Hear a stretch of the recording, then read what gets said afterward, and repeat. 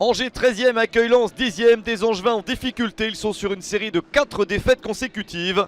Cabot est blessé, mais Mohamed Ali Chaud est aligné en attaque avec Bouffal, soutenu par Bentaleb, Mangani et Fulgini.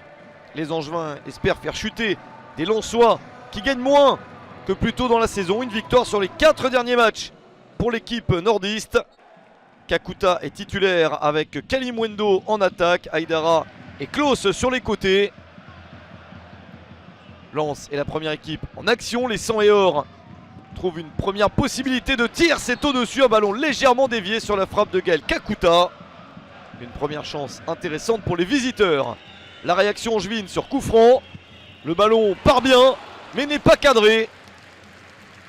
Une possibilité sur coup de pied arrêté pour le SCO, et ça n'est pas encore assez précis. Le match est assez équilibré. Lens continue à frapper, c'est repoussé par le gardien Petkovic. Le corner pour le SCO tiré par Angelo Fulgini. Le ballon traverse toute la surface mais la reprise est manquée. 0-0, score relativement logique à la mi-temps. Il faut donc plus de précision en seconde période pour que le match bascule d'un côté ou de l'autre. Dès le retour du vestiaire, les Angevins essayent d'aller de l'avant. Bouffal se retourne et peut donner le ballon à Fulgini. Le tir de Fulgini, la frappe somptueuse d'Angelo Fulgini. 49e minute, 1-0 pour le SCO d'Angers. Bouffal a décalé Fulgini et Fulgini s'est chargé du reste. 5e but de la saison pour Fulgini, auteur d'un des plus beaux buts de cette journée de championnat. Angers mène 1-0, est en train de reprendre confiance. Pourquoi pas aller marquer un but supplémentaire. La balle dans la surface. Attention à cette chute que l'arbitre sanctionne, considérant que c'est une simulation. Le problème, c'est que l'auteur de cette chute, Mohamed Ali Chaud, a pris un premier carton jaune à l'heure de jeu. Voici son deuxième 9 minutes plus tard. Angers doit donc terminer à 10.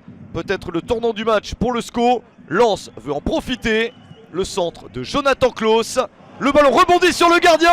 Puis sur 2 joueurs du SCO. Ça fait un partout. Quelle malchance pour les Angevins. Pour Petkovic, le gardien qui négocie mal ce ballon, peut-être aveuglé par le soleil. Ensuite il y a 2 Angevins. Et le dernier à toucher la balle, c'est Baptista Mendy qui marque contre son camp.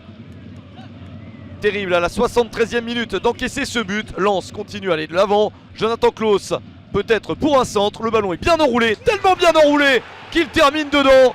Encore une fois, Petkovic ne peut pas bien lire la trajectoire de ce ballon étonnant qui ne devait sans doute pas être une frappe au début. Mais ça se transforme en but. Le 4e cette saison pour Jonathan Klaus. 3 minutes après le but contre son camp de Baptista Mendy. C'est terrible pour le SCO d'Angers, mais Lens a renversé le score. Victoire de Lens, 2-1 sur le terrain d'Angers.